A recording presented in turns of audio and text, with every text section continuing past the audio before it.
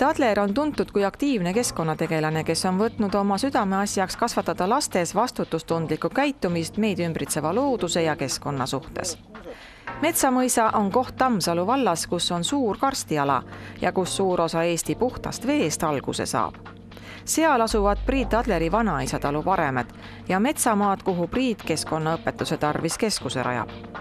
Keskus suunab loodussõpru ja õpilasi metsaradadele, kus peateemaks on vesi. Eestis ei ole vesi probleemiks. Oluline on aga teada saada vee tekkeline kvaliteet ja kui mõjutatav on see Pandivere, Adavere ja Põltsamaa nitraaditundlikul alal. Õpperada asubki just karstialal.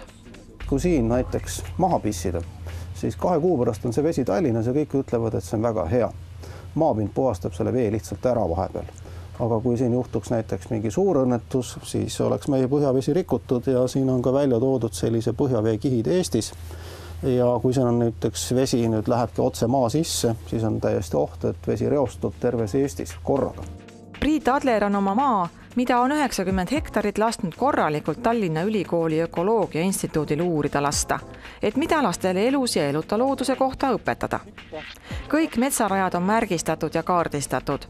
Metsades on 6 erinevat metsaonni. Kuigi looduskeskus ei ole veel päris valmis, on õpetajad juba kohal. Palusin, et ma saaksin tulla õpperajal siia küll lastega jalgratastega, et kas ma võiksin koduse töö ära teha.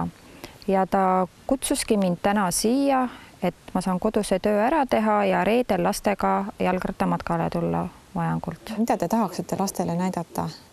Tahangi seda metsamõisa neile näidata, et tulla siia nendele, et siuke koht on olemas. Meil on ka siin sellised haruldased nagu näiteks 50-aastane kask.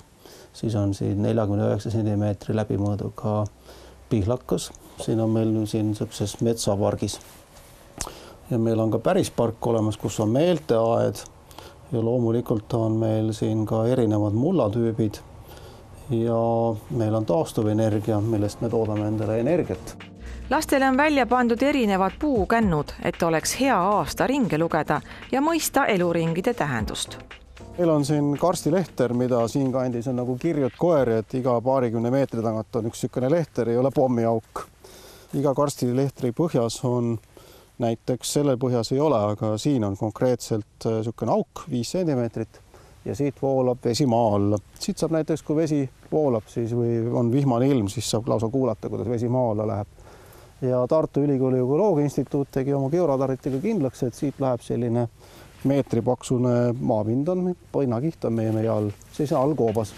Ja see koobas läheb siit 30 meetrit tee alt läbi.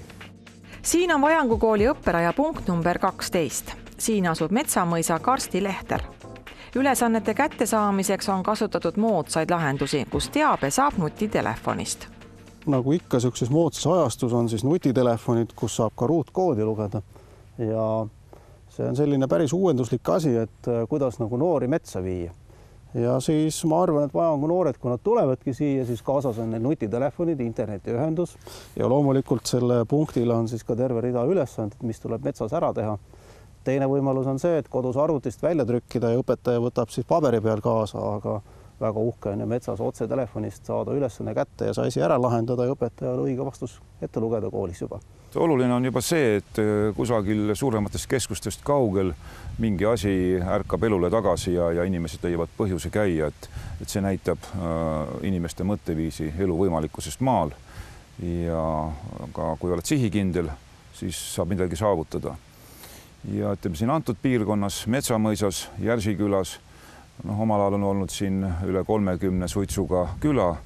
Täna kahjuks on siin ainult suvituspiirkonnad, suvitustalud järgi jäänud, aga ma loodan, et ka need ergastuvad.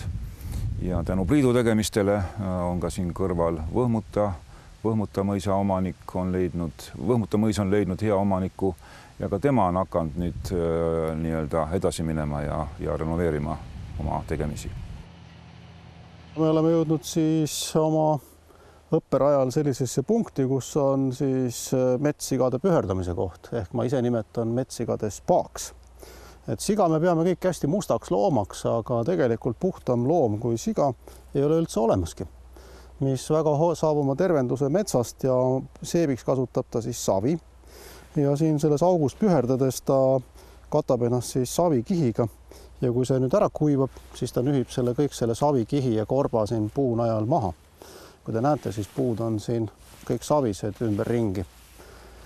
Ja selle üle ei ole metsaomanikud sugugi rõõmsad, sellepärast et ta rikub sellega ära puu. Sellepärast, et puu saab vigastada ja tuleb maha koor ja kui on vaik kuusepuu, siis hakkab vaiku voolama, nagu sealgi just on näha. Osadel puudel on näha pikad küünistused ja niinimetatud haavadest vaiku välja jooksmas. See on sigade apteek. Kui sead emiste pärast veriseid turniire korraldavad, siis haavade raviks on sel puhul kuusevaik. Ta teab seda, et kuusevaik siis on näiteks haava parandav ja oma kihvadega või siis silmhammastega ta siis vigastab kuusekoort, sealt hakkab vaiku voolama ja siis ta selle nühib oma siis vigastada saanud haava peale ja niimoodi kasvatab oma haava kokku. Täna, kui kõik ei ole veel siin nii lõplikult kaugeltki valmis, siis on juba paljud koolid leidnud siia tee tulla. Siinsamas piirkonnas on meie kohaliku kooli ja naaberkooli Järva-Jaaniga tehtud õpperajad, kus lapsed käivad ühelt kui teiselt poolt ka kaugemalt meie kandist.